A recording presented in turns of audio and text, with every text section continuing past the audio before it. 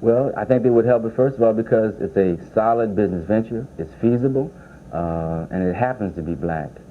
Neither Senator Allen nor Sparkman would be involved in a project that wasn't a solid business venture.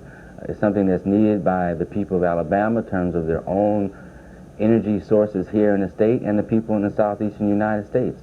It's the first and the largest inland refinery in the history of the country. It's the first black oil refinery really in the world, since the ones in Africa were developed by the major oil companies from various colonial powers. Where are you now as far as getting what you need in the Washington bureaucracy and finally completing a refinery in Macon County, Alabama? The process after the Senate has passed the amendment now goes to what they call a House-Senate conference. Since the Allen Amendment was not in the House version, it must be approved in conference where they work out the differences of the two bills. Once that is, if we can get it past the House interpretation of the bill goes back to each chamber and they have to vote the bill up or down in its own right, and it's signed by the president. Once that is done, we are entitled to entitlements, or what they call subsidy, and we don't like the word subsidy, but that's what the program is, and we want to be a part of the existing subsidy that all refiners get. Are you optimistic?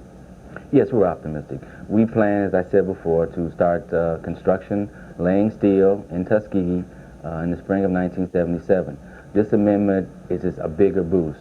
We are going to do it whether or not the House accepts it or not, but this would be a psychological victory and an economic victory for us. Have you had any help from the White House, President Ford? We have unfortunately heard very little from the White House. We've talked to various aides. We're not sure the information is getting to the president.